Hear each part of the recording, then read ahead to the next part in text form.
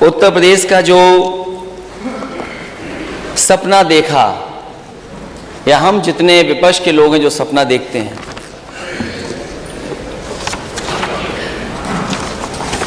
उत्तर प्रदेश देश का सबसे बड़ा प्रदेश है। और कई बार मैंने इसी सदन में नेता सदन को और बहुत सारे राजनेताओं को अखबारों में और कई लेखों में ये पढ़ा है और देखा है,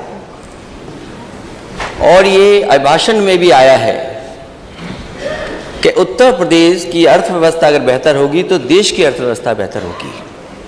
अगर उत्तर प्रदेश खुशहाली के रास्ते पे जाएगा तो देश भी आगे खुशहाली के रास्ते पे जाएगा। अगर नेता सदन का हम पुराना भाषण पढ़ें, उस समय वो क्या आबादी बताते थे अध्यक्ष, और आजकल जब सुनने में मिलता है तो नेता सदन और कई आंकड़ों में कहा जाता है कि उत्तर प्रदेश की आबादी 25 करोड़ है।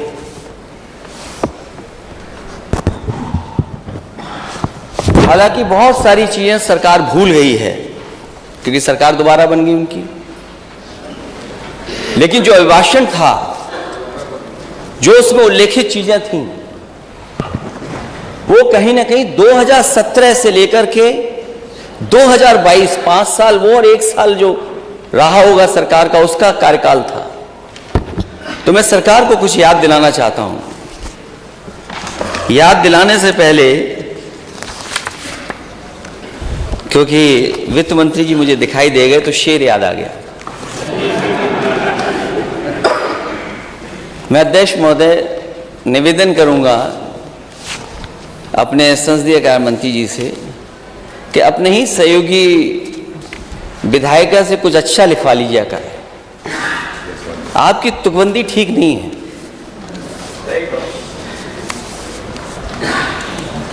और मैं जब देखता हूं नेता सदन को और यहां पे सदन में आंखों पर सियासत का असर देख रहे हैं,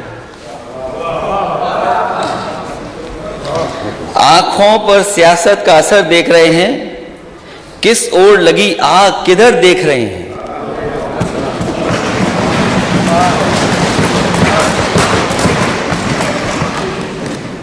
वैसे हमारे नेता सदन बहुत अच्छे खिलाड़ी लगते हैं मुझे।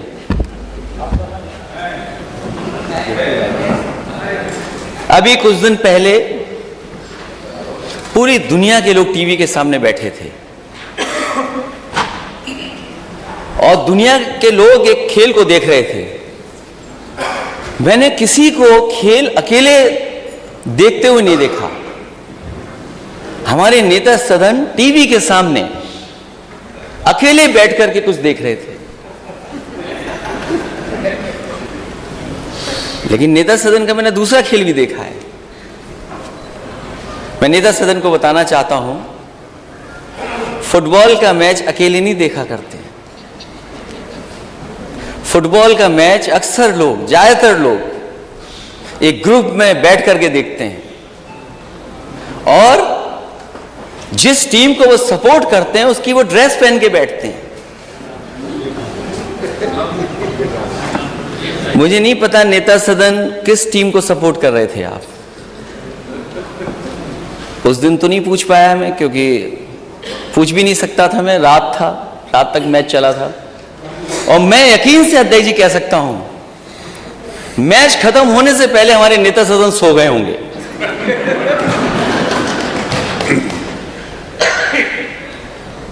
क्योंकि जो मैच बना, वो मैच तब बना जब दूसरी टीम ने गोल कर दिया, वरना मैच का आनंद नहीं था, मैच में आनंद नहीं था।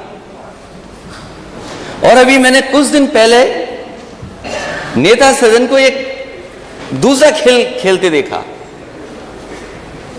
पता नहीं किसने बॉल की और 1 टप्पा, 2 टप्पा, 3 टप्पे के बाद भी बल्ला हवा में घूम गया। अरे नेता सदन कैसे खिलाड़ी हो आप? 3 टप्पे के बाद गेंद पे नहीं मार पा रहे हो। मैं उस स्टेडियम में 1 या 2 बार गया हूं। अध्यक्ष महोदय, मुझे खुशी है इस बात की कि बनाया समाजवादियों ने, लेकिन स्टेडियम में ज्यादा नेता सदन गए हैं।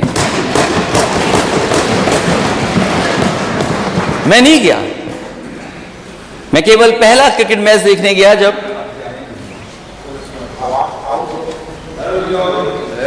ये भी खिलाड़ी लगता है किसी बात के, किसी खेल के खिलाड़ी हैं भी, कहीं खैनी वाले खिलाड़ी तो नहीं हो। अध्यक्ष महोदय, आपको तो याद होगा आपके सदन में क्या हो रहा था। एक स्पीकर पे आवाज आ गई, आप इतने नाराज हो गए, लेकिन इसी सदन में कोई खैनी खा रहा था, आप नाराज नहीं हुए। मैंने देखा नहीं था। अब अध्यक्ष महोदय, ये बात तो मैं नहीं मानूंगा क्योंकि जो वीडियो मैंने डाला, हालांकि मुझे नहीं डालना चाहिए था, माननीय सदस्य होंगे, हालांकि ये जमाना ऐसा है कुछ दिखावे का भी है, तो मैंने जब वीडियो डाला तो मिलियन व्यू आ गए। ये नया जमाना है, हमारे पीडब्ल्यूडी मंत्री समझते होंगे नए जमाने को। अभी आपका विभाग आएगा और चाचा भी हमारे साथ हैं आपके विभाग के लिए।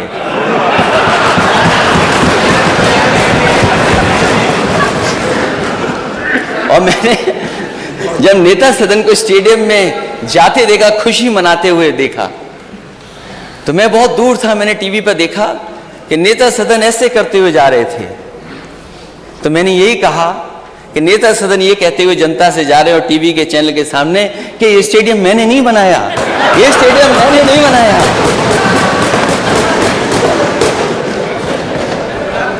और मैं तो नेता सदन से कहूंगा, और नेता सदन वो बात भूल गए होंगे आप, जब मैंने बजट देखा मुझे दुख हुआ इस बात का।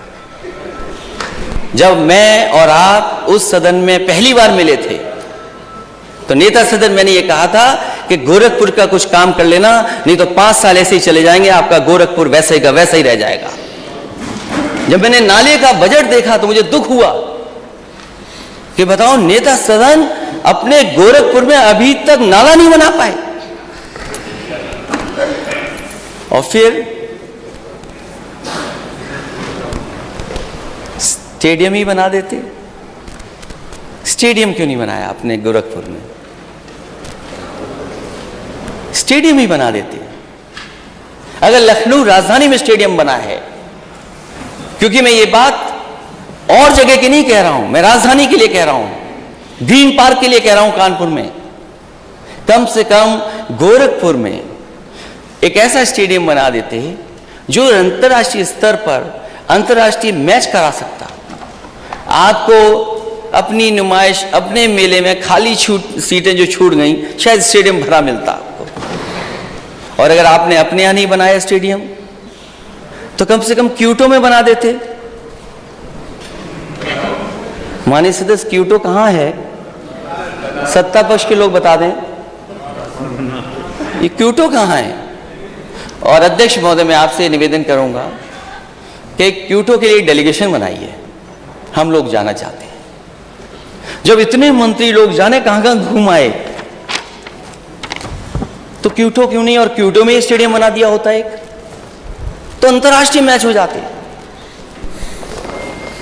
खैर, थोड़ा बहुत खेल का काम आपके यहां हो रहा है, लेकिन अभी भी गोरखपुर देवरिया महाराज के बच्चे उस स्विमिंग पूल का इंतजार कर रहे हैं। वहां इटावा और सैफी के बच्चे नहीं स्विमिंग कर रहे हैं। मेरा परिवार का कोई स्विमिंग नहीं करने जा रहा है। और आप सूची मंगवाइए, मुझे नहीं पता खेल मंत्री कौन है। अरे वो क्या करेंगे? वो क्या करेंगे? आप कुछ करोगे? अरे वो चित्रकूट में आप ही थे ना, चित्रकूट में आप ही थे ना, किससे डर के भागे थे आप? पता नहीं क्या हो गया था वहां पर, किसी को याद हो तो बताओ। आप बता दो, हमें तो याद नहीं है क्या था मामला। सोचिए आप। तो मैं ये बात इसलिए बता रहा हूं, अच्छा है कि विपक्ष पार्टी ने कोई काम किया, उसका रोक दो काम। हमें पता है आज नहीं तो कल समाजवादी लोग उस काम को पूरा कर करके दिखाएंगे। जो बच्चे उसमें स्विमिंग करना चाहते हैं वो आपके घर के बच्चे हैं, मेरे घर के बच्चे हैं। गोरखपुर के हैं, महाराजगंज के हैं, देवरिया के हैं। आप क्यों नहीं शुरू कर रहे हो 5 साल से? और मैं आपको भरोसा दिलाता हूं नेता सदन, हम समाजवादी लोग कोई उसमें नहाने नहीं जाएंगे। आप नेता सदन आ सकते हैं उसमें नहाने।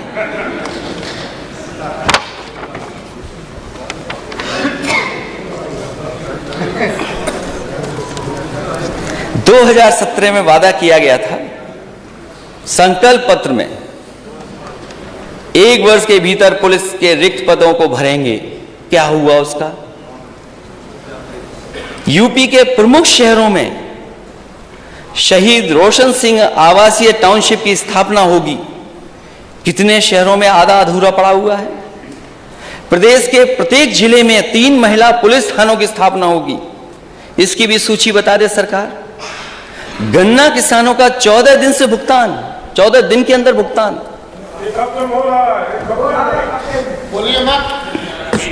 अध्यक्ष महोदय, हमारे सदस्य पंकज मलिक होंगे कहीं यहां पर, कल उठा रहे थे वो, और माननीय मंत्री जी बेहतर जानते होंगे, और मैं हर बार इस सदन में यही कहूं अध्यक्ष महोदय, सवाल ये नहीं कि आपने भुगतान कितना किया है, सवाल ये कि बकाया कितना है। ये भुगतान बताते हैं, बकाया नहीं बताते हैं। और जो अधिकारी घुमा फिरा रहे हैं, गोल गोल घुमा रहे हैं किसानों को, उन पे कार्रवाई कब करेंगे आप? अब तो कहीं खड़ा होगा बुलडोजर, ले चलिए उसको वहां पर। उन अधिकारियों के पास क्यों नहीं ले जा रहे हैं आप? ले चलिए उनके पास, जो लूट रहे हैं, बर्बाद कर रहे हैं आपके चीनी मिलों को, उनके ऊपर क्यों नहीं चढ़ा रहे आप? अब थोड़ा लग रहा है कि उधर भी जाने वाला है। 20,000 करोड़ का किसान सिंचाई फंड, ये कहां है?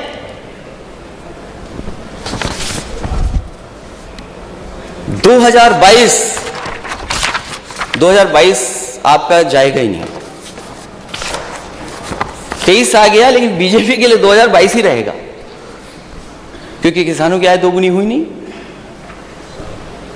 किस आंकड़े से आपके 2022 तक किसानों की आय दोगुनी होनी थी? नीलगाय तथा आवारा जानवरों की खेती की सुरक्षा, आज भी सवाल उठाता है ये अभी लंबी सूची है, इसको रखिए, अभी पोस्टर बाद में काम आएगा।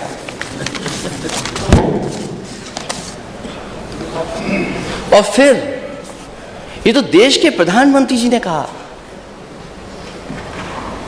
देश के प्रधानमंत्री जी ने कहा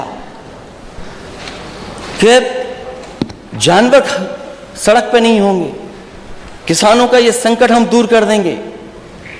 मुझे तो ये लगता है दिल्ली और लखनऊ में कोई तालमेल में गड़बड़ हो रहा है। अगर दिल्ली वाले कह देंगे तो लखनऊ वाले नहीं करेंगे, और अगर लखनऊ वाले कुछ लेकर के जाएंगे तो दिल्ली वाले नहीं करेंगे। अब उस पर सब शांत हैं, कुछ है ऐसा मुझे लग रहा है। प्राथमिकता के आधार पर केन बेतवा नदी इंटरलिंक परियोजना कहां पहुंची है? सभी जरूरतमंद वंचित किसानों को प्रधानमंत्री आवास बीमा योजना, सस्ती दरों पर किसानों को कृषि के लिए बिजली, ब्लॉक स्तर पर कोल्ड स्टोर और वेयर हाउसिंग की सुविधाएं। सरकार ने किसानों से 60 दिन में 1 लाख टन मक्का खरीदने का वादा किया। कब मक्का खरीद गई? पांच वर्ष में 70 लाख नौकरियों का सृजन। ये नौकरियां हैं, रोजगार नहीं है। प्रदेश में सभी उद्योगों में स्थानीय लोगों के लिए, खैर इस पक्ष में हम लोग नहीं हैं। 3 महीनों के भीतर शिक्षा मित्रों का रोजगार की समस्या का समाधान। अभी लाखों शिक्षा मित्र आए थे अपने परिवार के साथ। परीक्षाओं को नकल विहीन कराएंगे। पूरा का पूरा सेंटर नकल कर रहा है, सीसीटीवी में कैद है। प्रदेश के कॉलेजों में दाखिला लेने वाले सभी छात्रों को मुफ्त लैपटॉप। ये तो बस याद दिला रहा हूं मैं करने को नहीं कह रहा हूं, बस याद दिला रहा हूं। आप मत करिए, हम तो बस याद दिलाएंगे अध्यक्ष महोदय। प्रदेश में 10 विश्व स्तरीय विश्वविद्यालयों की स्थापना होगी। प्रदेश के कॉलेजों में दाखिला लेने वाले सभी छात्रों को प्रतिमाह 1 GB इंटरनेट दिया जाएगा। प्रत्येक जिले में इंजीनियरिंग कॉलेज या पॉलिटेक्निक की स्थापना होगी। पंडित मदन मोहन मालवीय संस्कृत महाविद्यालय की स्थापना। प्रदेश के सभी सरकारी स्कूलों में एक शिक्षक 1 कक्षा का अनुपात सुनिश्चित किया गया। ये भी लगता प्राइमरी में स्कीम चला रहे हैं, 1 स्कूल 1 टीचर। 8000 ऐसे स्कूल हैं प्राइमरी जहां पर एक ही टीचर है जो पढ़ा रहा है। प्रदेश के हर घर में 24 घंटे बिजली बनाई, 1 यूनिट नहीं, प्रदेश के हर घर में 24 घंटे बिजली। मिनी बस के माध्यम से सभी गांवों शहरों को जोड़ना, जो लोहिया ग्राम योजना चल रही थी उसको भी बंद कर दिया। प्रत्येक 4 ग्राम पंचायतों में चंद्रशेखर खैर राष्ट्रीय निजी बैंकों, राष्ट्रीयकृत और निजी बैंकों की मदद से सरकार 2500 गांवों में बैंक शाखाएं सुनिश्चित कराएगी। मुझे याद है सबसे ज्यादा अगर ब्रांचेस किसी सरकार ने खुलवाई थी तो वो समाजवादी पार्टी थी, जिसने एक साथ इतनी ब्रांचेस खुलवाई थी। कानपुर, इलाहाबाद, आगरा, गोरखपुर और झांसी में मेट्रो सेवा शुरू करेंगे। हालांकि वो बात अध्यक्ष महोदय मैं बजट में कहूंगा, लेकिन ज्यादातर बजट वो आए हैं जिसमें कहीं ना कहीं गोरखपुर के लिए बजट दिया गया मेट्रो का। नेता सदन, यहां की मेट्रो पे तो आप बैठे होंगे उद्घाटन करने के लिए, कम से कम गोरखपुर में तो मेट्रो चलवा दो, मेरा भी निवेदन है आपसे। और हम विपक्ष के लोगों से जो आप सहयोग चाहें, एक सवाल नहीं पूछेंगे मेट्रो पे, आप मेट्रो चला दो गोरखपुर। और अपने यहां नहीं चला रहे तो प्रधानमंत्री जी क्या भी नहीं चला रहे हो, इसके लिए मैं आपको बधाई देता हूं। प्रदेश में 6 एम्स की स्थापना होगी और आपसे बेहतर कोई नहीं जानता होगा, गोरखपुर के एम्स की स्थापना के लिए समाजवादी सरकार में ही जमीन उपलब्ध कराई गई थी और यह धमकी मिली थी कि अगर जमीन नहीं देगी सरकार तो ये एम्स किसी और प्रदेश को दे दिया जाएगा। और उन व्यक्ति को नेता सदन बेहतर समझते होंगे जो जमीन दी जा रही थी, जो हाईकोर्ट में PIL कराए थे, वो किन के सहयोगी समर्थक थे। फिर मुझे मजबूरी में, क्योंकि अगर एम्स चला जाता तो बड़ी न्यूज होती, समाजवादियों का नुकसान होता। उस अथॉरिटी की अधिकारी कीमती जमीन नहीं देना चाहते थे। अध्यक्ष महोदय, कीमती जमीन बिना पैसे के दे करके वहां एम्स समाजवादियों की देन है। और वही नहीं, रायबरेली का भी देन है। रायबरेली का भी एम्स अगर किसी की वजह से बना है, अरे इतना डर के ताली बजाते हो एम्स के लिए। उन्हें यह संकोच लग रहा होगा कि जो बात मैं कह रहा हूं वो सच है कि नहीं है, लेकिन नेता सदन से अच्छा कुछ नहीं बोल सकते। बोलो वो किसका आदमी था जो PIL करके कोर्ट से जमीन रुकवाया था। और एम्स रायबरेली में किसने बनाया? समाजवादियों ने जमीन दी तब जाकर के बना। और 6 एम्स की स्थापना होती, कहां है एम्स?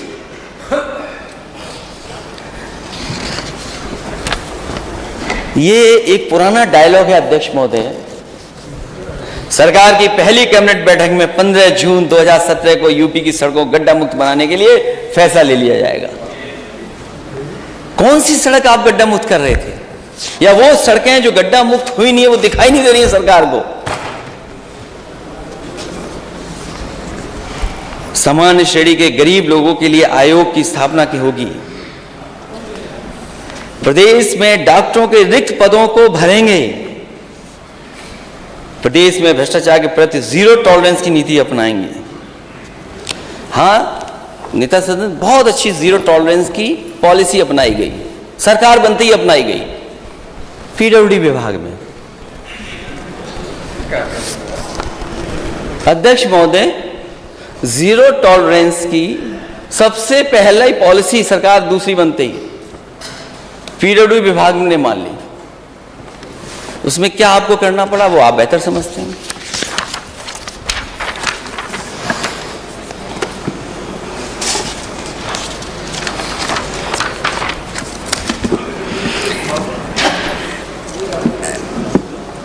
एक बात बहुत बताई गई है राज्यपाल जी के भाषण में कि उत्तर प्रदेश वो शेर गिरा है, शेर वाला वो हो गया शेर।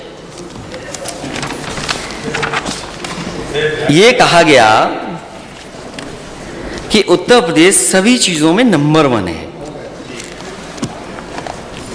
जो भी योजना बताई, कामधेनु में नंबर 1, डायल 100 पुलिस को रिस्पांस सिस्टम में नंबर 1 प्रथम। 2018 तक बताया गया कि जो 18 तक जो थे उसमें नंबर 1 उत्तर प्रदेश था। लेकिन नए आंकड़े भी देखने चाहिए कि उत्तर प्रदेश कहां खड़ा है। ये क्रेडिबल ऑर्गेनाइजेशन है जिसमें रैंकिंग स्टेट्स की बताई जाती है, और मैं नेता सदन से कहूंगा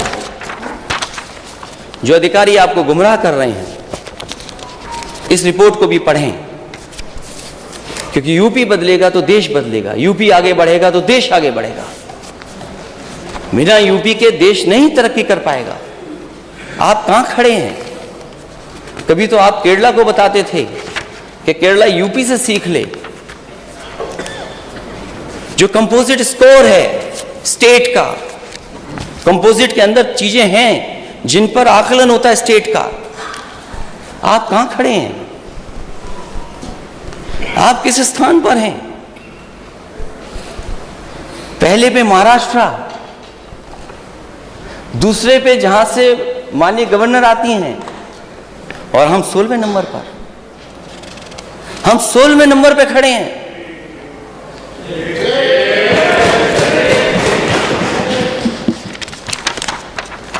हम 16वें नंबर पे हैं। इन आंकड़ों को मानेंगे नहीं मानेंगे? इकोनॉमिक फ्रंट पर, जिसमें पर कैपिटा है, जीडीपी ग्रोथ है, इंडस्ट्री सर्विसेज हैं, इन्फ्लेशन है, एफडीआई है, और भी कई मानक हैं, उसमें हम और आप कहां खड़े हैं? यूपी के लोग। गुजरात नंबर 1 और हम नंबर 17।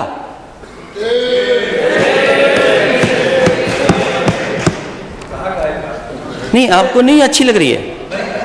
नहीं, आप तो वित्त मंत्री है ना। अभी आपके भी मेडिकल कॉलेज पे आऊंगा मैं। पेपर अभी आ रहा हूं मैं मेडिकल कॉलेज। पेपर का रेफरेंस तो बताएं, कहां का पेपर? अच्छा, पेपर बता दें। ये नहीं मानेंगे, इंडिया टुडे पढ़ दूं? इंडिया टुडे नहीं, पेपर को उसकी ऑथेंटिसिटी क्या है उसकी? ये ऑथेंटिसिटी आप अपने अधिकारियों से पूछ लीजिएगा।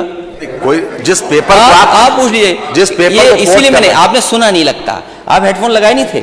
मैंने कहा कि ये बहुत ही क्रेडिबल एजेंसी है जिसके तहत मैं बोल रहा हूं। जिस पेपर को कोट कर रहे हैं उस पेपर का कम से कम नाम तो बताना चाहिए। नहीं, आप अपने अधिकारी पढ़े लिखे हैं, उनसे पढ़ लेना। अधिकारियों से क्यों पूछना है आप? क्रेडिबल एजेंसी, आपको बताते हैं क्रेडिबल एजेंसी कहीं से, उस एजेंसी का नाम भी तो हो, कोई एजेंसी का नाम बताया जाए। पढ़ दें क्या? नाम पढ़ दें, नाम पढ़ दें, नाम बताना चाहिए। अच्छा, नाम इसलिए नहीं पढ़ रहा, नहीं एक मिनट, नाम इसलिए नहीं पढ़ रहा हूं, अभी कांग्रेस के नेता जा रहे थे हवाई जहाज से, आपकी पुलिस पहुंच गई वहां, उन्हें हवाई जहाज में नहीं बैठने दिया। एक लोक गायक, आपको तो खुशी मनानी चाहिए। लोक गायक कोई अच्छा गाना गा रहा, ठीक है, हमारे खिलाफ भी गाना लोग गाते हैं। यूपी में कहवा,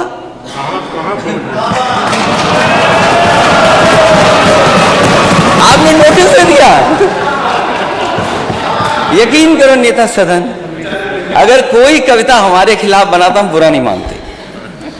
और मैं पहला शायद मुख्यमंत्री हूंगा, मैं पहला, हो सकता है अगर आपकी जानकारी में तो बता देना, जिसने अपने कार्टून की किताब छपवाई थी। है कार्टून ना समझना, तुम्हारा जिंदगी में नहीं बनेगा, आएगा कैसी जगह पर, ये मत समझना, क्योंकि तुम खुद कार्टून हो।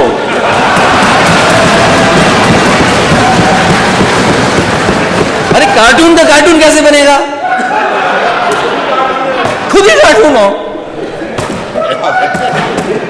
केयर एज करके कंपनी है, एनीवे आप लोग पता कर लेना, केयर एज।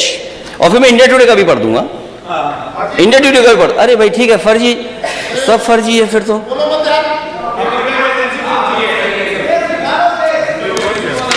अभी मैं पूछूंगा फर्जी पर। अच्छा फर्जी था तो आपके नेता सदन क्रिकेट पे बॉल मार लिए थे, बैट मार लिए थे, वो भी फर्जी था क्या? पूरे देश ने देखा टीवी पर।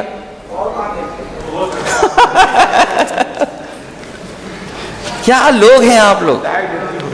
फिजिकल, उसमें भी तमाम पैरामीटर्स हैं, तमाम पैरामीटर्स हैं। उड़ीसा नंबर 1 है और आपका स्टेट 15वें स्थान पर है। फाइनेंशियल इंक्लूजन, क्योंकि वित्त मंत्री जी को यह दिक्कत है कि मुख्यमंत्री जी अकेले में डांटे ना मुझे। फाइनेंशियल इंक्लूजन में आप कहां खड़े हैं? कोई भी पेपर जब सदन में पढ़ा जाता है तो उसकी क्रेडिबिलिटी उसके बारे में बताया जरूर जाता है। माननीय ये सदन की अध्यक्ष महोदय मैं बता रहा हूं, अध्यक्ष जी को बता रहा हूं मैं। हाँ मालूम होना चाहिए। ठीक है मैं बता रहा हूं, इसका रिलेटेड पढ़ूंगा मैं। पर अगर हो तो भेज दीजिए मुझे, हम टेबल कर दूंगा। अध्यक्ष महोदय मैं टेबल कर दूंगा। आप धन्यवाद, आपने टेबल करने के लिए कहा। अध्यक्ष महोदय में ये जो रिपोर्ट है मैं टेबल कर दूंगा, जिससे और सदस्यों को भी मिल जाए, उनकी भी जानकारी में उसमें सहयोग करेंगे सरकार का, जिससे सरकार के अपने पैरामीटर्स ठीक हों। इसकी कोई क्रेडिबिलिटी है ही नहीं। ठीक है, मुझे बोलने तो दो। और आपकी क्रेडिबिलिटी क्या है? आपकी पॉलिटिकल क्रेडिबिलिटी क्या है? आपने कहा 5 करोड़ देंगे विधायक निधि, आपकी पॉलिटिकल क्रेडिबिलिटी क्या है? क्या है पॉलिटिकल क्रेडिबिलिटी? क्या है पॉलिटिकल क्रेडिबिलिटी आपकी? बजट देख ले, बजट हमने दिया है, दिया है बजट। क्या है बजट तो दिया है, बजट तो दिया है, क्या है बजट तो दिया है, क्या है? फाइनेंशियल इंक्लूजन में आप पॉलिटिकल क्रेडिबिलिटी की बात मत करो। आपने जो वादा किया 2017 का, क्या है आपकी पॉलिटिकल क्रेडिबिलिटी? आप चुनाव जीत जाओ लेकिन पॉलिटिकल क्रेडिबिलिटी नहीं है आपकी। आप चुनाव जीत सकते हो लेकिन पॉलिटिकल क्रेडिबिलिटी नहीं है। डेवलपमेंट की क्या क्रेडिबिलिटी है बताओ? कहां है आपका 20,000 फंड किसान के लिए? आपने कहां आलू खरीदा है बताओ? आप कहां आलू खरीदा आपने? 1 किलो आलू खरीदा तो बताइए। क्योंकि हमको इंगित करके बात कही जा रही है, जवाब देना जरूरी है हमारे। बोलिए, जवाब दीजिए। माननीय अध्यक्ष जी, ये इस सदन की हमने नहीं, जो हमारा संकल्प पत्र है मान्यवर, पहले भी संकल्प पत्र के हमने 98% वादे पूरे किए, 98%। और ये इस बार में आया, और इस बार भी जितने वादे किए 130 वादे किए, उसमें से 110 वादों पर काम किया है माननीय। कल बाकायदा इस पर प्रेस किया गया था। यह है क्रेडिबिलिटी।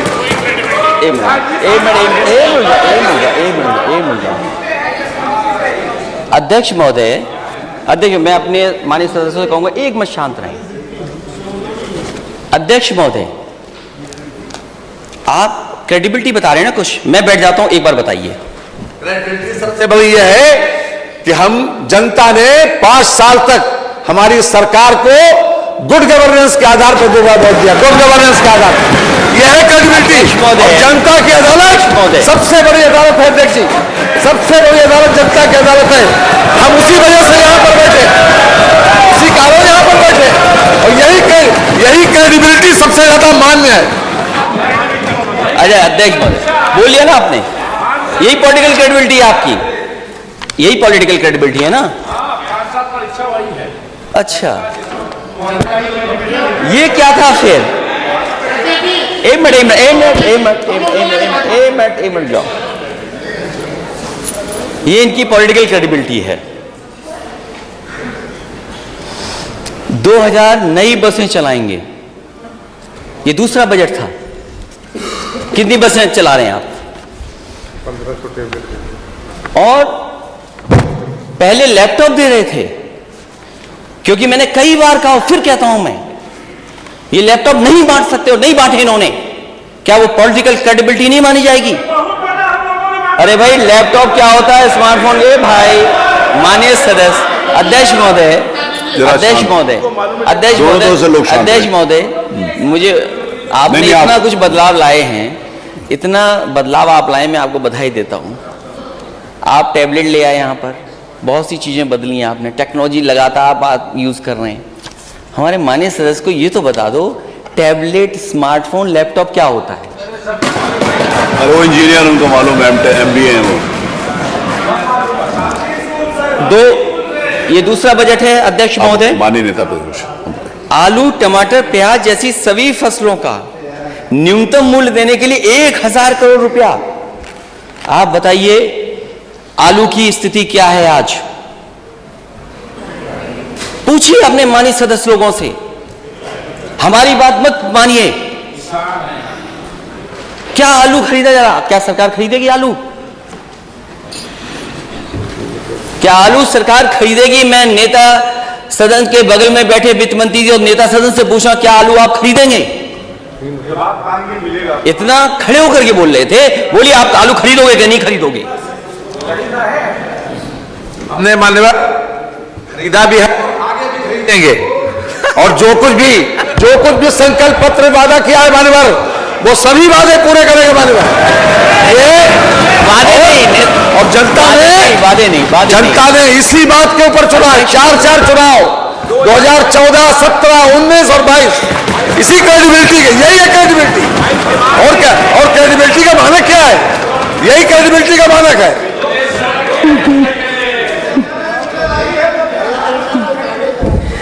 देखिए अध्यक्ष महोदय, मैं ये जानता हूं ये आलू नहीं खरीदेंगे, मैं ये जानता हूं, क्योंकि सरकार धोखा दे सकती है, सरकार सच्चाई के से नहीं सामने आ सकती। आज जरूरत है आलू खरीदने की। जो आलू बेल्ट है, हमारे माननीय सदस्य में नहीं खड़ा होंगे, मंत्री हैं, कुछ लोगों की मंत्री पर छिन जाएगा, किसी की कुछ छिन जाएगा, इसलिए कोई सच नहीं बोलेगा। अकेले में अध्यक्ष जी पूछिए आलू की हालत क्या है, कोई नहीं पूछने वाला। धान में लूट हो गई, आलू में लूट होने जा रही है। और आय दोगुनी की बात कर रहे थे, 22 से 23 आ गया, किसी भी किसान के किसी फसल की आय दोगुनी नहीं हुई किसान की।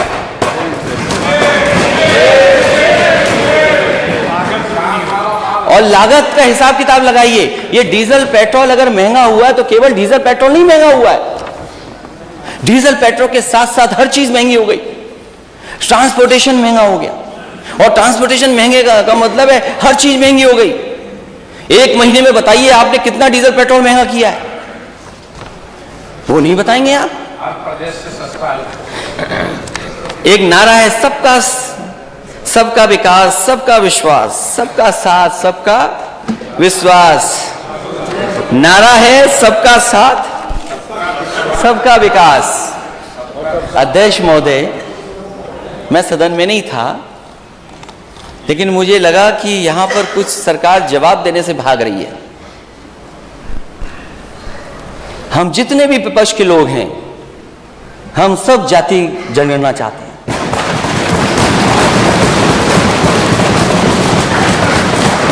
अध्यक्ष महोदय, हम जाति जनगणना चाहते हैं, और बिना जाति जनगणना के ये नारा आपका अधूरा है।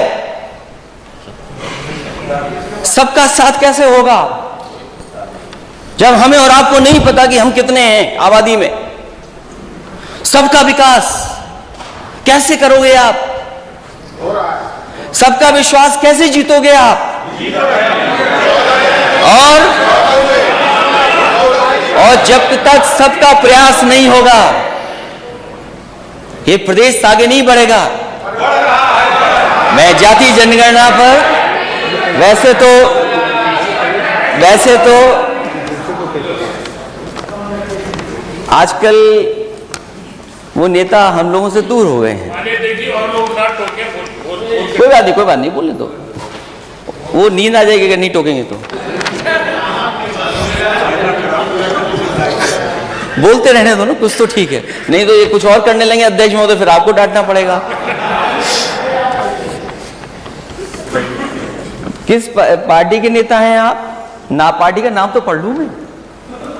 आप जाति जनगणना चाहते हैं कि नहीं चाहते हैं? नहीं, जाति जनगणना चाहते हैं कि नहीं? हम जातिवाद जनगणना चाहते हैं, लेकिन आपने उधर से भगा दिया हमको अपने साथ से।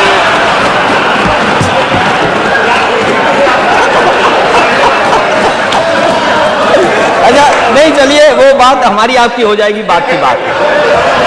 लेकिन ये बताइए क्या आप जाति जनगणना चाहते हैं? 100% चाहते हैं।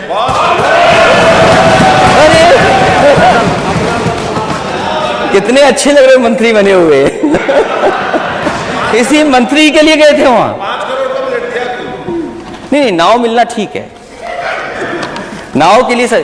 क्या आप भी तो नेता हैं, क्या आप जाति जनगणना चाहते हैं?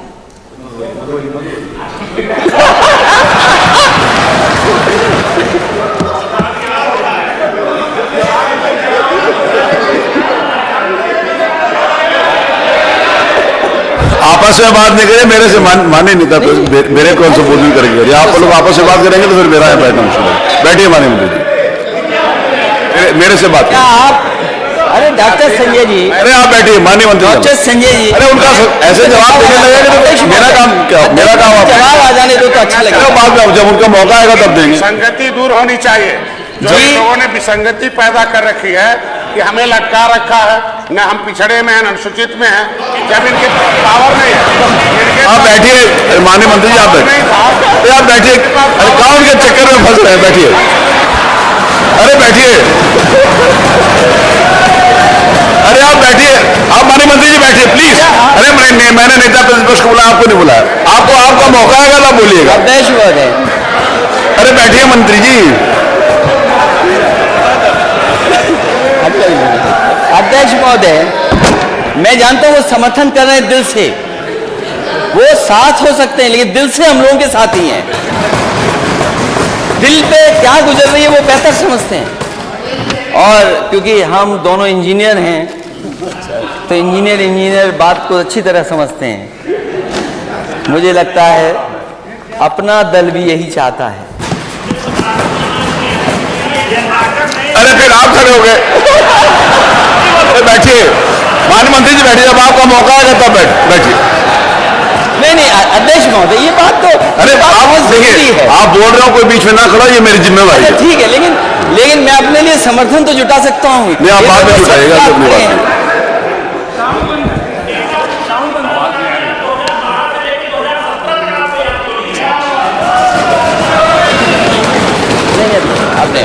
वो मैं बताऊंगा।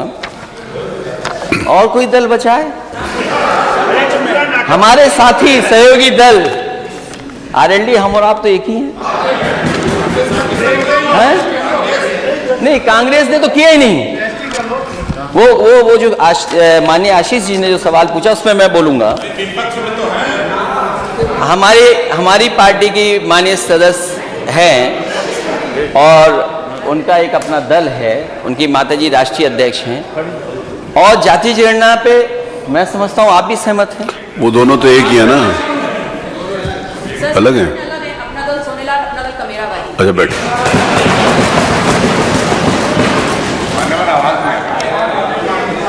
तो अब क्या दिक्कत है नेता सदन?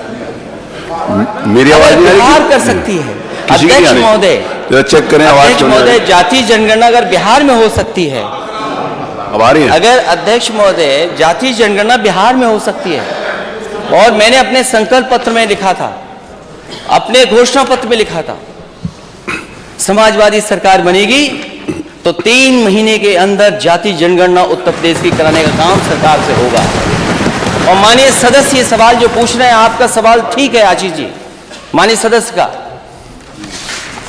कि आपकी सरकार में आपने क्यों नहीं किया। मुझे याद है, मैं लोकसभा में था उस समय अध्यक्ष महोदय, नेताजी से लेकर के शरद यादव जी और दक्षिण भारत के सब नेता, आदरणीय लालू प्रसाद यादव जी, और दक्षिण के जितने दल हैं, कांग्रेस पार्टी के अंदर जितने लोग थे, बहुत सारे लोग ये चाहते थे कि जब सेंसस हो रहा है तो जाति जनगणना हो उसमें। उसके लिए लोकसभा में कई बार धरने पर आवाज उठाई गई, और उस समय कांग्रेस की लीडरशिप ने आश्वासन दिया था कि हम जाति जनगणना कराएंगे।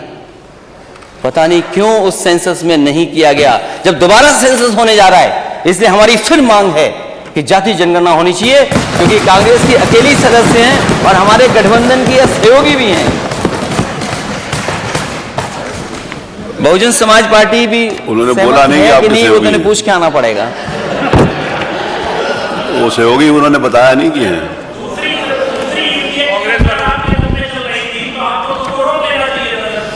उन्होंने आश्वासन दिया था प्रधानमंत्री अरे आपस में बात और सभी लोगों ने, कांग्रेस आपस के में। वरिष्ठ नेताओं ने माननीय नेता आश्वासन प्रतिपक्ष दिया था, जी। हमने आश्वासन में भरोसा कर लिया। इसलिए समाजवादी पार्टी इस पक्ष में है और बहुत सारे दल इस पक्ष में है और उत्तर प्रदेश की जनता चाहती है कि जाति जनगणना हो। आखिरकार सरकार पीछे क्यों हट रही है? और अगर आप जाति जनगणना के खिलाफ हैं तो आउटसोर्स व्यवस्था के खिलाफ क्यों नहीं है? आप प्राइवेटाइजेशन के खिलाफ क्यों नहीं है? अगर आप आउटसोर्स के खिलाफ नहीं हैं, आप प्राइवेटाइजेशन के खिलाफ नहीं हैं, तो आखिरकार आप जाति जनगणना के खिलाफ क्यों हैं? और नेता सदन ने कई बार प्रेजेंटेशन देखा होगा कि डेटा सेंटर हम बना रहे हैं, उसके लिए इन्वेस्टमेंट के लिए भी कई लोगों से एमओयू हुए, कई चीजें जमीन पे भी आ रही हैं। नोएडा में डेटा सेंटर बन रहा है, बजट में भी कुछ चीज दिखाई दे रही है डेटा सेंटर के लिए। आप डेटा सेंटर कल बना रहे हैं, आपके यूपी का डेटा सेंटर क्यों नहीं है? और फिर जाति जनगणना हो जाएगी तो उसमें क्या दिक्कत है आपको? लेकिन हम समाजवादी लोग इसके पक्ष में हैं कि जाति जनगणना होनी चाहिए। $1 ट्रिलियन इकोनॉमी, यात्रा बहुत दूर दूर गए थे लोग। मुझे नहीं पता सबसे दूर कौन से लोग गए थे। सबसे दूर कौन गया था? कई घंटों की हवाई यात्रा से गए थे लोग। कई देश होकर के आए हैं, कई देश होकर के आए हैं। $1 ट्रिलियन इकोनॉमी की बात आज भाषण में आई है। 1 साल तो चला गया, अब 4 साल बचे। दिल्ली की सरकार कुछ सहयोग नहीं कर रही है जितना करना चाहिए। और अगर दिल्ली की सरकार ने सहयोग किया होता तो आप न जाने कहां और पहुंच गए होते। आपने क्या कदम उठाए $1 ट्रिलियन इकोनॉमी के लिए? और किस किस देश गए थे आप? कई देश होकर के आए हैं आप।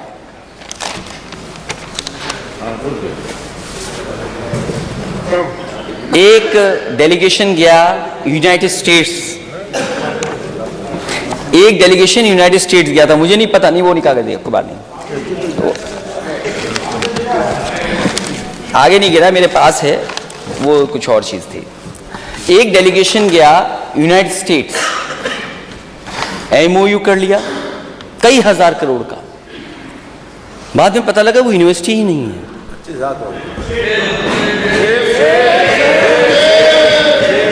नेता सदन, इनकी क्लास लीजिए आप। कौन गया था वहां यूएस? नेता सदन कौन गया था? कौन यूएस गया था?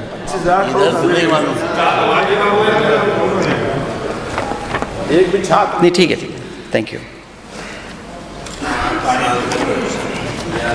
यूएस गए थे, यूनिवर्सिटी से एमओयू कर लिया, लेकिन यूनिवर्सिटी है ही नहीं वहां पर। लेकिन मैं नेता सदन ये समझता हूं, ये मानता हूं मैं, जो भी किया हो उसे दोबारा प्रयास करना चाहिए था। कोई तो आ जाए यूएस से यूनिवर्सिटी।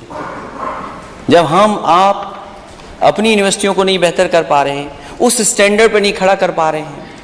हालांकि नेक के बारे में आपने बोला है कि 2 यूनिवर्सिटियों का अपग्रेडेशन हुआ है, लेकिन 84 यूनिवर्सिटियों में केवल 2 ही क्यों हुई?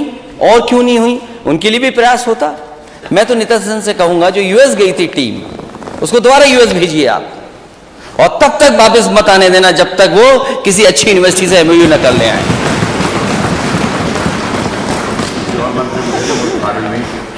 नहीं, वो कुछ है उसमें काबिल, कभी कभी गलती हो जाती है, क्योंकि अध्यक्ष महोदय, बीजेपी का बहुत फंडामेंटल क्लियर था कि कोई भी सूट और टाई पहने बस उससे एमओयू करा लो।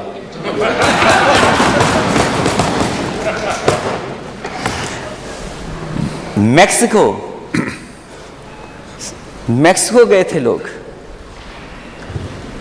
ब्राजील गए थे, अर्जेंटीना गए थे, नीदरलैंड गए थे, France, Germany, Belgium, Sweden, UAE, Australia, Singapore, Canada, UK, America, दक्षिण कोरिया तथा जापान में गए थे आप लोग। ये जो जापान में डेलीगेशन अध्यक्ष महोदय गया होगा, वो क्योटो नहीं गया होगा। आप थे उसमें? बने। तो मुझे खुशी होगी अगर मैं बैठ जाऊं और आप क्योटो के बारे में 1 मिनट बता दो, हमारा वाराणसी और क्योटो क्या है।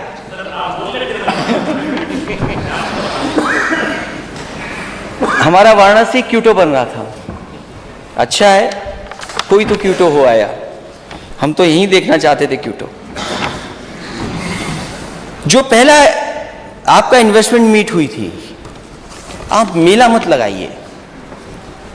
मेरा नेता सदन से यही, आप मेला मत लगाइए। आप मेला लगाते हैं। आप इन सब मंत्रियों को आपने कहा जाइए मेला घूम आइए, घूम के आ गए, और आप क्यों नहीं जा पाए?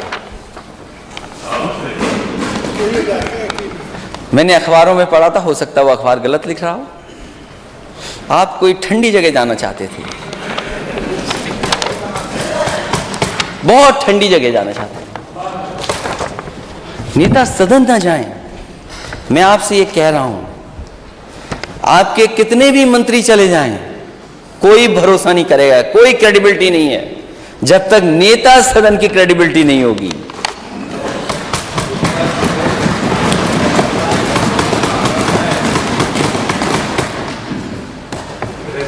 इतने देश देखा है आप लोग, किसी देश में सड़क पे सांड दिखाई दिया?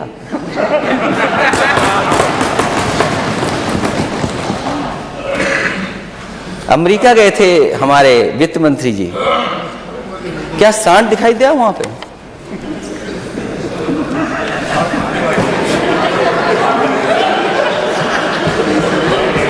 मैं तो पूछ रहा हूं।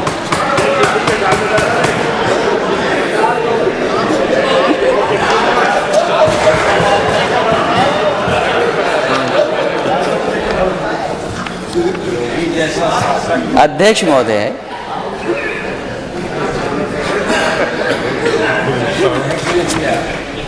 मैं एक दिन सड़क से जा रहा था,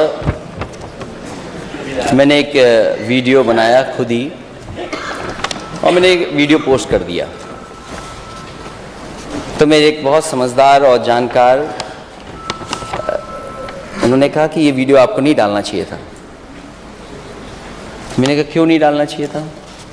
बोली अच्छा नहीं लगता, इस इच्छा भी ठीक नहीं बनती।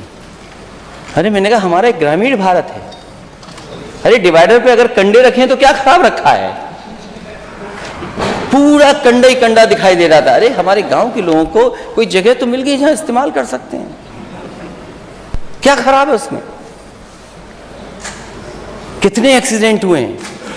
और अध्यक्ष महोदय, यहां कुछ लोग ऐसे भी होंगे, माननीय सदस्य ऐसे भी होंगे, जो किसी न किसी घर में दुख में गए होंगे, सांड की वजह से जान गई है, खेत बर्बाद हुए हैं,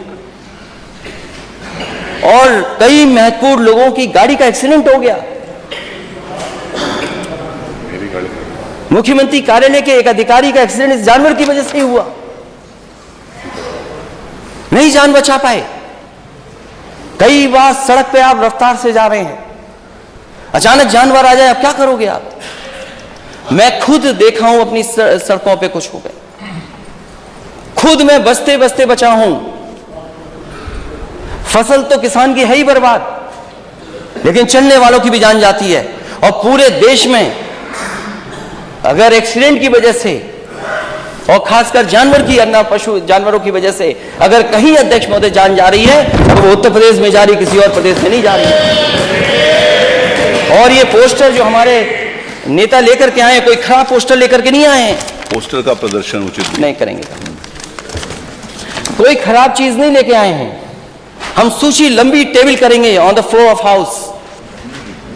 अध्यक्ष महोदय, जिस तरह में ये एजेंसी की क्रेडिबिलिटी क्या है मैं टेबल करूंगा, मैं ये भी टेबल करूंगा कि जिनकी जानवरों से जान गई है वो कितने लोग हैं, जो हमें अखबार के माध्यम से, हमारे विधायकों की जानकारी के माध्यम से जो कुछ हासिल होगा हम टेबल करेंगे। और मैं मांग करूंगा सरकार से कि जिनकी जान गई है, जिन परिवारों के सदस्यों की, उनकी 10-10 लाख से मदद ये सरकार करेगी। क्योंकि जिन देशों को ये आप घूम के आ रहे हो, जिनमें आप $1 ट्रिलियन इकोनॉमी के लिए भटक करके आ रहे हो, किसी देश में सड़क पर सांड नहीं देखे होंगे। लेकिन कमाल का उत्तर प्रदेश है, $1 ट्रिलियन इकोनॉमी का सपना देखने वाला स्टेट, सांड ही सांड दिखाई दे रहे हैं, राजधानी में सांड दिखाई दे रहे हैं। दुख की बात है। और क्या बजट दिया आपने? जब प्रधानमंत्री देश के बोल रहे हो कि इन जानवरों की समस्या का समाधान करेंगे, तो बताओ हम किस पे भरोसा करें? जनता ने भरोसा कर लिया, लेकिन सांडों की संख्या बढ़ गई।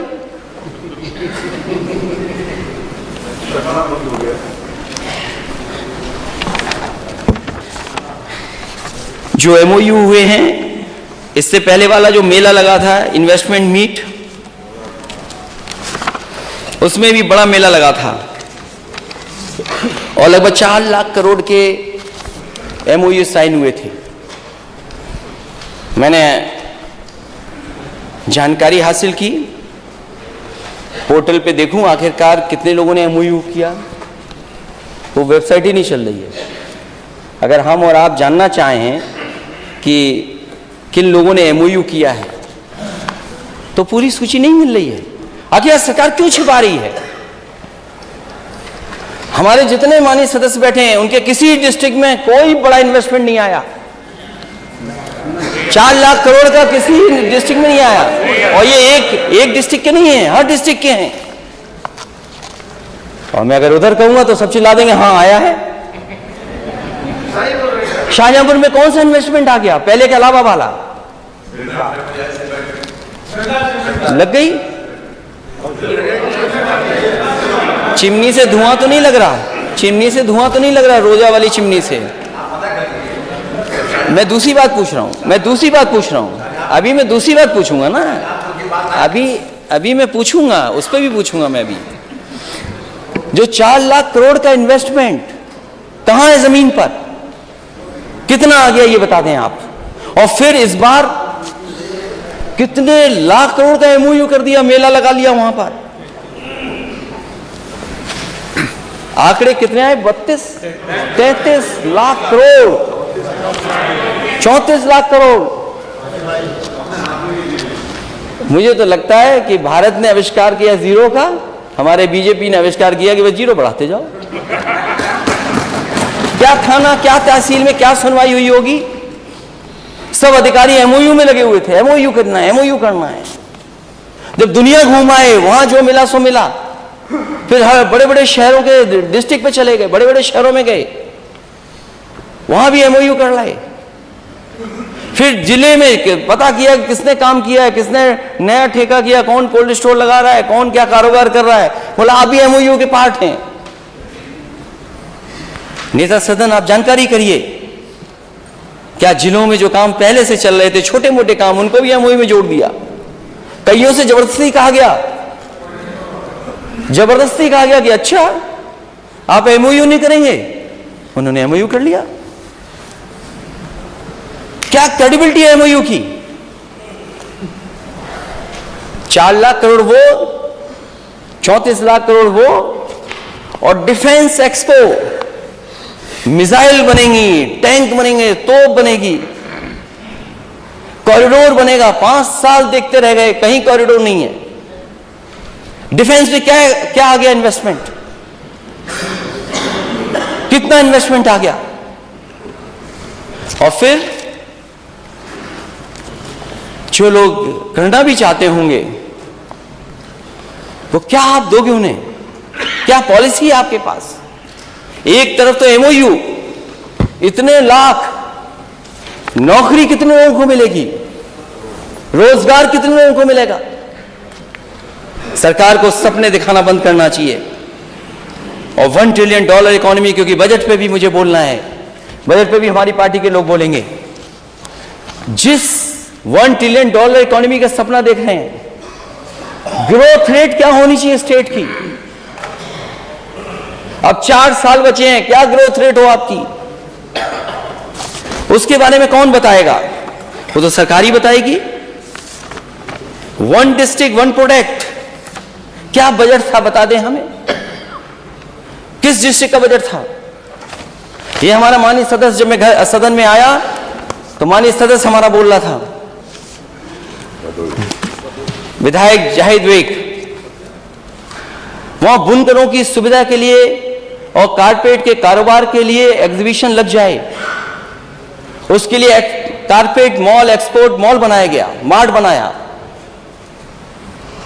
उद्घाटन का उद्घाटन कर लिया। उससे कितना आगे बढ़ा दिया आपने, कितना एक्सपोर्ट बढ़ गया वहां पर।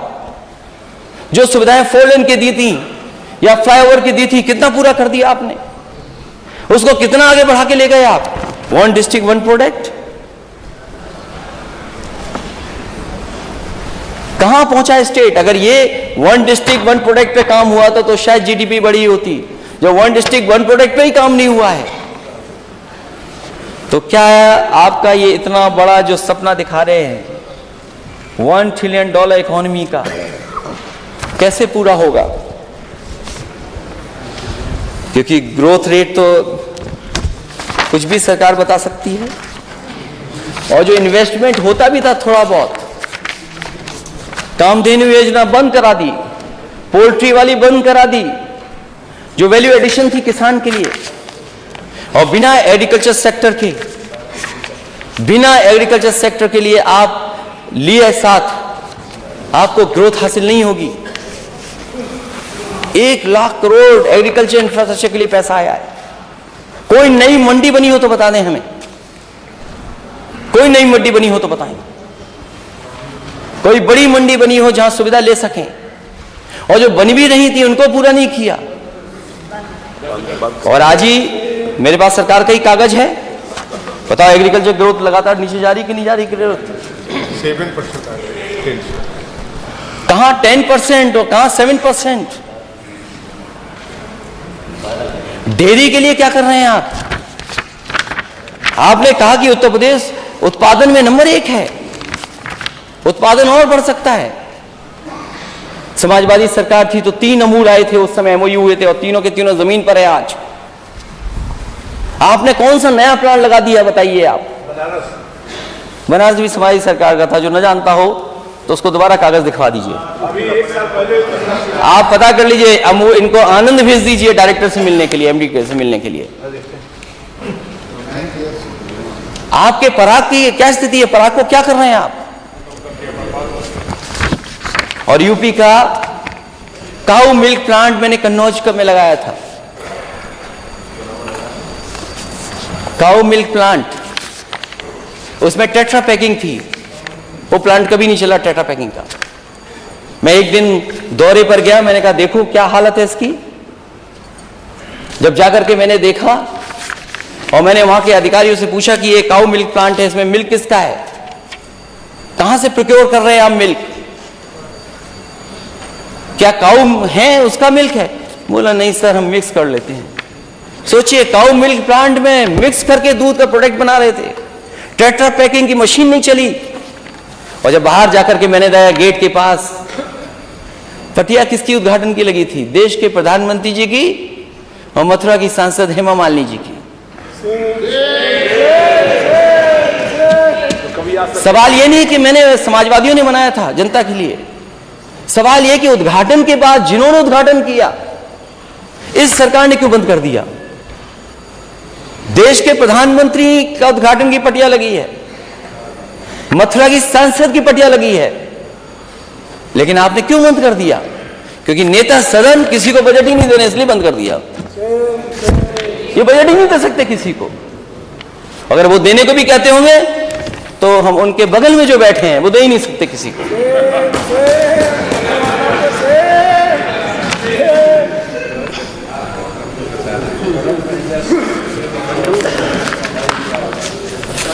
वहां सेंटर ऑफ एक्सीलेंस भी है,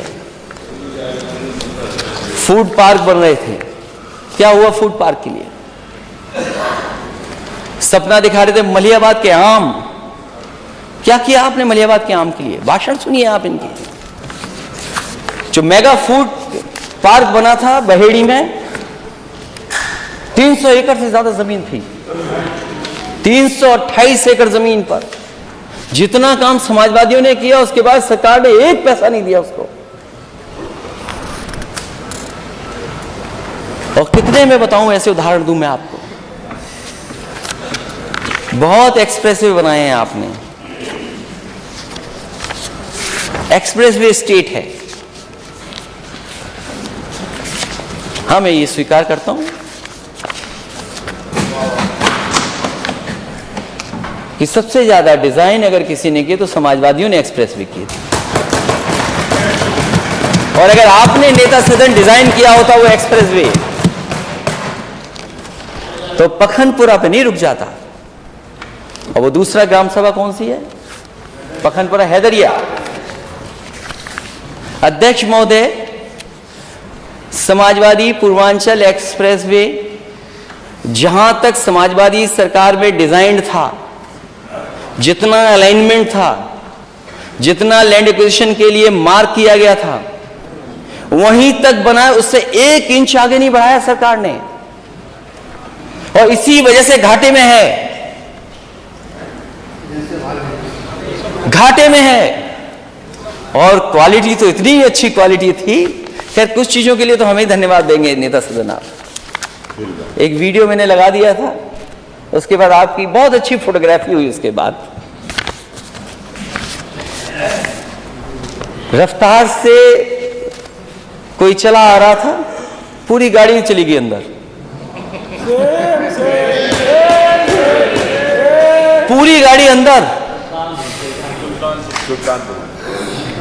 कैसे निकला होगा वो गाड़ी से, और गाड़ी कैसे निकाली होगी उस गड्ढे से? एक्सप्रेसवे, पूरी गाड़ी अंदर यात्रियों के संग, वो एक्सप्रेसवे आपका। और मैं दावा करता हूं इस सदन में नेता अध्यक्ष महोदय जी, समाजवादियों ने अगर डिजाइन नहीं किया होता उस तरह का, तो कभी भी देश के प्रधानमंत्री अपना हरकुलस लेकर के उस एक्सप्रेसवे पर नहीं उतर पाते। और जितने हमारे नेता थे उस समय मंत्री थे, सबके उस पर पटिया पे नाम थे, सब हटा दिया इन्होंने। आपका घाटे में है कि नहीं है? बुंदेलखंड एक्सप्रेसवे अलाइनमेंट बदल दिया, झांसी से बनना था चित्रकूट से बना दिया, और अभी चित्रकूट नहीं जुड़ा है इसमें। प्रधानमंत्री ने उद्घाटन किया, प्रधानमंत्री जी गए, पूरा ढह गया। लोग डर रहे चलने में। अगर लोग डरेंगे चलने में तो कैसे मुनाफा आएगा? सब टोल घाटे में, घाटा ही घाटा।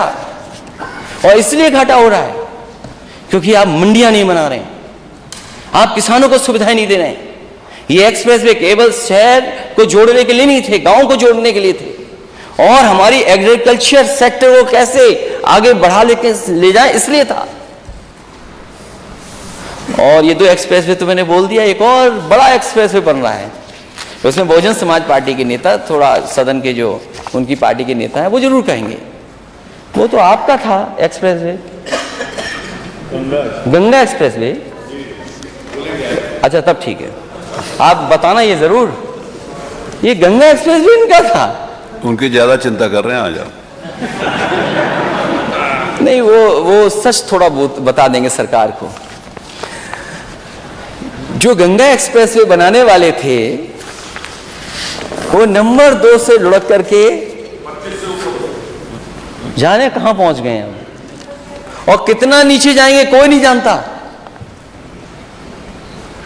जो नंबर 2 पे थे, वैसे 2 नंबरी अच्छा शब्द नहीं माना जाता है, जो 2 नंबर पे थे वो कहां पहुंच गए? अब कैसे ऊपर आओगे आप?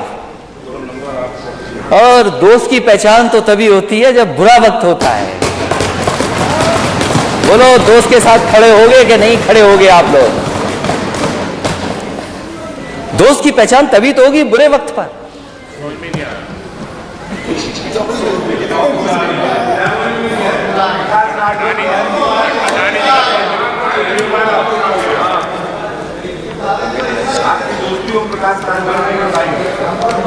देखिए, उनकी दोस्ती तो चलती है, आपके साथ भी हमारे, वो सरकार के संग दोस्त रहते हैं।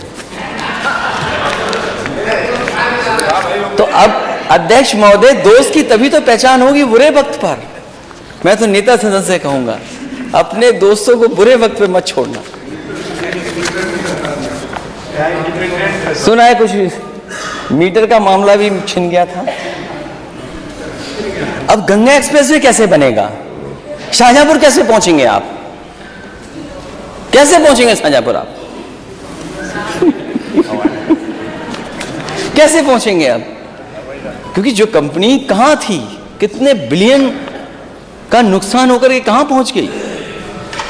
तो मैंने सदस्य से कहूंगा कि गंगा एक्सप्रेसवे बनेगा भी कि नहीं बनेगा, लेकिन बीजेपी की सरकार ने एक धोखा किया है एक्सप्रेसवे के साथ। इंडियन रोड कांग्रेस के जो मानक थे, मीडियन उसका 12 मीटर से लेकर के 15 मीटर 20 मीटर तक हो, उसका मीडियन कम कर दिया।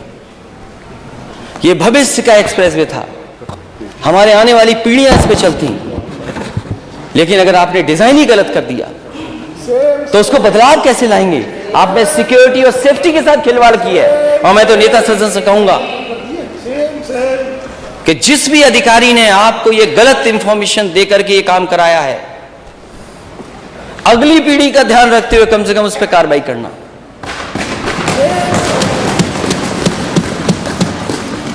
और फिर आपको दिल्ली वाले पैसा क्यों नहीं दे रहे हैं एक्सप्रेसवे के लिए? अभी दिल्ली से मुंबई एक्सप्रेसवे बनाना, मैंने पिछली बार भी सदन में कहा था, फिर कहता हूं बात को। यूपी की जनता ने दिल्ली में बीजेपी की सरकार बनाई, देश के प्रधानमंत्री यहां के, लेकिन एक्सप्रेसवे के लिए पैसा क्यों नहीं मिल रहा दिल्ली से और स्टेटों को क्यों मिल रहा है? 1 लाख करोड़ का दिल्ली से मुंबई एक्सप्रेसवे, लेकिन आपके स्टेट के लिए एक भी एक्सप्रेसवे के लिए पैसा नहीं। और जब आपके लिए पैसा नहीं तो आप भी नहीं दे पाएंगे पैसा। वित्त मंत्री जी आप ही मांग लो, अगर नेता सदन नहीं मांग रहे हैं तो पैसा लाइए आप। और यूपी को जोड़ ही नहीं रहे उससे। यूपी नहीं जुड़ा है देश के सबसे बड़े एक्सप्रेसवे से, कम से कम यूपी को जुड़वाइए आप।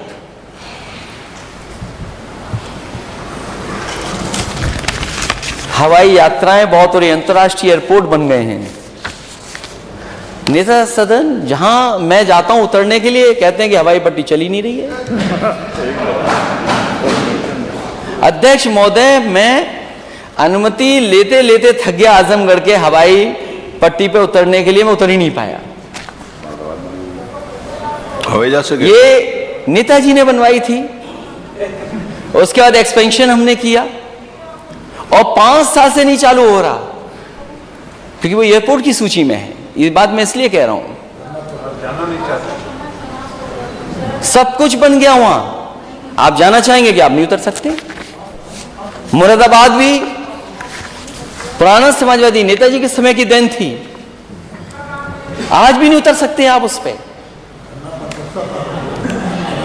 और आजमगढ़ में आप दे रहे हो, इतना बढ़िया एक्सप्रेसवे दिया है, जहां सड़क पर हवाई जहाज उतर जा रहे हो, वहां क्यों लोगों किसानों को परेशान कर रहे हैं आप? बनाना है नहीं आपको, क्यों बना रहे हैं आप? केवल किसानों को परेशान करने के लिए ये बना नहीं रहे, ना नोटिफिकेशन है ना बजट है उसके लिए। चित्रकूट की हवाई पट्टी, नेता मैं हमारे माननीय सदस्य बार बार कह रहे हैं, मैं अध्यक्ष महोदय कहना चाहता हूं, ये आजमगढ़ की नई हवाई पट्टी बनाए, नया एयरपोर्ट बना रहे हैं, केवल किसान को परेशान करना चाहते हैं। उतनी ही हवाई पट्टी पर उतर जा रहा है तो भी नहीं माने, पता नहीं कौन सा एयरपोर्ट बनाना चाहते हैं आप। चित्रकूट का क्या बना लिया आप? क्या चित्रकूट का बन गया? 5 साल से नहीं कोई उतर पाया। एक हवाई पट्टी बनी रसूलाबाद में, एक बार हवाई जहाज उतरा बस, और उसमें भी कुछ उद्योगपति भेजे सरकार ने, कहा कि यहां बहुत बड़ा इन्वेस्टमेंट होगा, बहुत कारोबार बढ़ेगा। उसके बाद कभी दोबारा नहीं उतरे जाकर के वहां। किसकी देन है ये सब हवाई पट्टियां बनाना?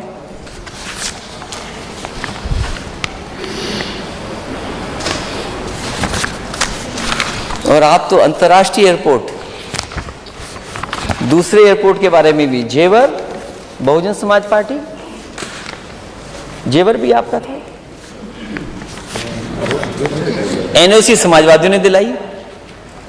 समाजवादी पार्टी की सरकार में हम दूसरी चाहते थे, एक और एनओसी मिल जाए हिरनगांव में, लेकिन बीजेपी की सरकार दिल्ली में थी, उन्होंने एनओसी नहीं लेने दिया, हमें एनओसी नहीं लेने दिया ही नहीं एनओसी। आपने भेदभाव किया उस समय। अगर भेदभाव न किया होता तो एक और आगरा को एयरपोर्ट बन गया होता, मिल गया होता। कानून व्यवस्था पर zero tolerance.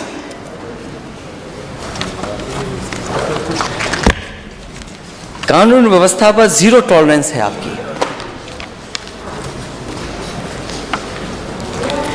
Ease of doing business तो कितनी है, लेकिन ease of doing crime Uttar Pradesh में लगातार बढ़ रहा है। जो घटना अभी हुई हाल में, अगर एडमिनिस्ट्रेशन जागरूक होता और एडमिनिस्ट्रेशन अगर न्याय देता और न्याय के लिए काम करता तो शायद मां बेटी को इस तरह जलाया नहीं जाता। कोई कल्पना कर सकता है कि सरकार $1 ट्रिलियन की इकोनॉमी का सपना देखे और उसी प्रदेश में मां बेटी को जला दिया गया और प्रशासन भाग गया हो, जिस प्रशासन की जिम्मेदारी थी बचाने की, जो अधिकारी मौके पे थे, आखिरकार प्रशासन भाग गया, बुलडोजर चला दिया, मां बेटी जलती रही। न केवल गांव के लोगों ने बल्कि आसपास के लोगों ने। और उस बुजुर्ग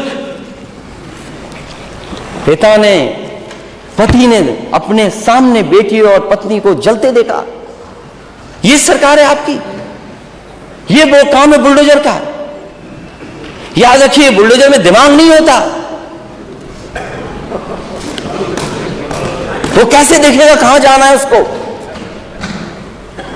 चलाने वाले ने, किसने फैसला लिया था कि जाओ चला दो? और फिर वो एक और वीडियो वायरल हुआ है, नेता सदन आपकी पुलिस ने उस बेटे को नंगा किया, बताइए, सर्दी में नंगा कर दिया। कोई कल्पना कर सकता है कि मां बेटी जल रही हो, प्रशासन भाग जाए और प्रशासन से न्याय मांगने जाए तो उसे कपड़े उतरवा दिए जाए सर्दी में?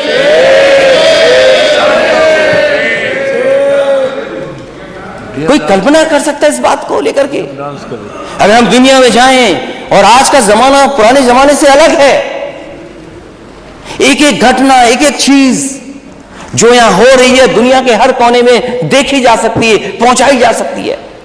हम आप कितना भी मैनिपुलेट करें, लेकिन आज के समय पर नेता सदन सच्चाई को नहीं छिपा सकते। और मैं आपके जिले की घटना याद दिलाता हूं। अपनी सरकार के समय पर एक पुलिस के अधिकारी ने इसी तरह कुछ गलत काम किया था, मैंने उसको वहीं पर सस्पेंड किया था। आपको कौन रोकता है अधिकारियों के खिलाफ कार्रवाई के लिए?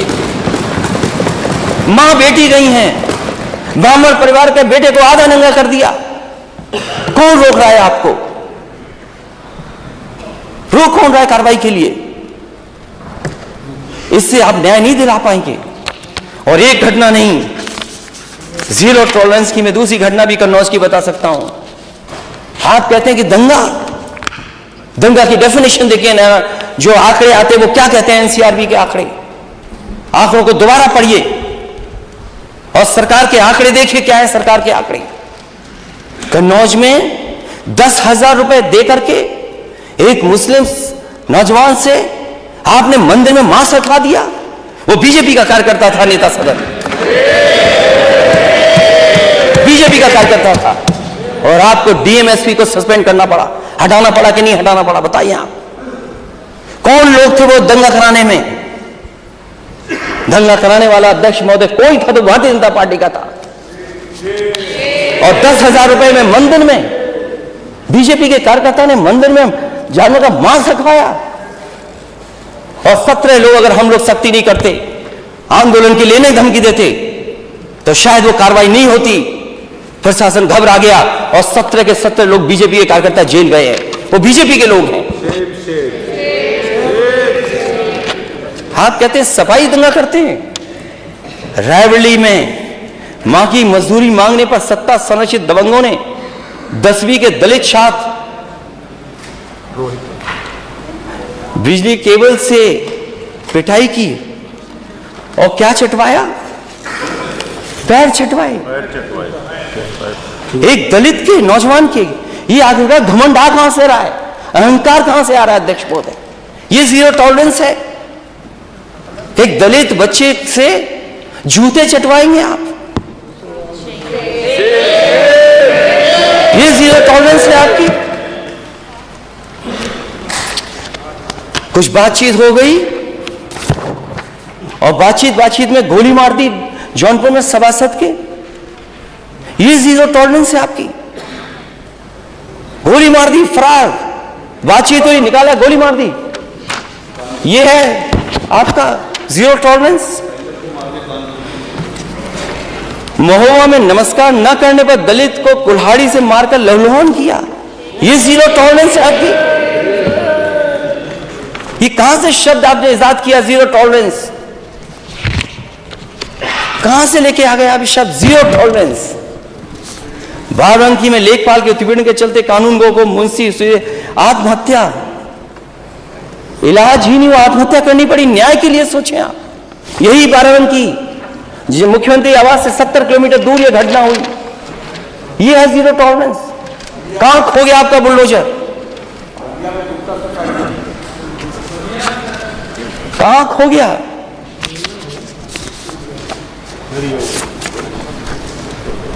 और बलिया में मैं गया था, उस व्यापारी परिवार से मिला था मैं। कौन लोग हैं सूदखोरी कर रहे हैं वहां पर? करोड़ों की मार्केट वैल्यू जमीन, करोड़ों की मार्केट वैल्यू की जमीन वो ले ली। उसके बाद भी संतुष्ट नहीं हुए वो, धमकाते रहे और लाइव उसने आत्महत्या कर ली। लाइव। इससे ज्यादा